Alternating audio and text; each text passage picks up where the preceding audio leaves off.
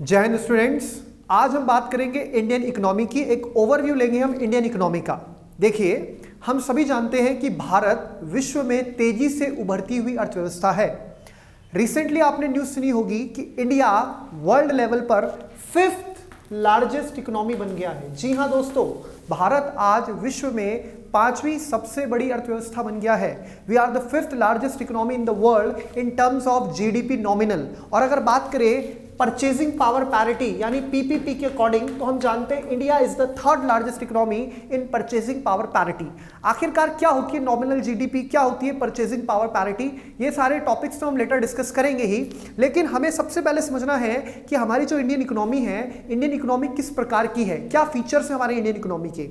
तो उसी चीज को हम समझने का प्रयास करते हैं। देखिए, हमारा देश हिंदुस्तान, हम अगर इसकी बात करें तो हम जानते हैं लगभग 200 सालों तक हम ब्रिटेन की कॉलोनी रहे और ब्रिटेन ने हमारा बहुत ज़्यादा एक्सप्लॉइटेशन किया, हमारे संसाधनों का बहुत ज़्यादा दोहन किया अपने हित में। आखिरकार एक लंबे संघर्ष के पश्चात वर्ष 1947 में on the 15th of August 1947 India got independence.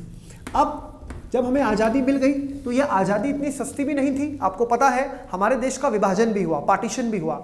Later on 1947 से 1950 का ये पूरा दौर था जब तमाम हमारा संविधान का निर्माण का कार्य चल रहा था। भारत एकदम बिल्कुल आप समझ सकते हैं इनिशियल लेवल पर अपने आप को स्टार्टअप कर रहा था, बिल्डअप कर रहा था। Finally on the 26th of January 1950 when the constitution of India was enforced, यानी इस तारीख को भारत का संविधान जब लागू हुआ तो हमारी एक नई जर्नी स्टार्ट हुई। अब सबसे बड़ी प्रॉब्लम ये थी कि हमें अपने इंडिया को कैसे आगे ग्रो करना है, क्या हमारा पाथ होगा, किस तरह से हमारी अप्रोच होगी कि हम इंडिया को आगे बढ़ाएं। सबसे बड़ा चैलेंज उस टाइम हमारे पास ये था। इस स्थिति तक आप जानते हैं हमारे पास बहुत सारी समस्याएं थी। बड़े लीडर्स में आप जानते हैं हमारे जो बड़े लीडर थे, यानी कि हमारे prime minister, the then prime minister Pandit Jawaharlal Nehru, उनका एक पूरा ऑब्जेक्टिव था। Even before Indian national movement के दौरान भी उन्होंने बहुत सारी बार अपने विचारों को रखा कि कैसे भारत को, स्वतंत्र भारत को आगे आर्थिक आधार पर बढ़ाया जाएगा। तो वो एक विचार था। उसी सब चीज़ों को ध्यान में रखते हुए भारत सरकार ने एक संकल्प पारित किया, प्रधानमंत्री नेहरू और उनकी मंत्रिपरिषद ने, और 15 मार्च, ये तारीख बहुत इंपॉर्टेंट है आपके लिए, वनडे एग्जाम्स में बहुत बार पूछा जाता है। 15 मार्च 1950 को हमारे देश में प्लानिंग कमीशन यानी योजना आयोग की स्थापना की गई। ये बहुत इंपॉर्टेंट डेट है, याद रखेंगे आप। 26 जनवरी 1950 को कॉन्स्टिट्यूशन एनफोर्स हुआ और सीधा मार्च के महीने में 15 मार्च को भारत में योजना आयोग बनाया गया। इस योजना आयोग का काम क्या था? योजना आयोग के द्वारा भारत में पंचवर्षीय योजनाओं का सिद्धांत लाया गया, अर्थात भारत में 5 साल के लिए, 5 ईयर्स के लिए प्लानिंग। हमने किस तरफ काम किया? हमने 5 ईयर प्लान्स की तरफ काम किया। 5 ईयर प्लान यानी 5-5 साल के लिए हम योजना बनाएंगे।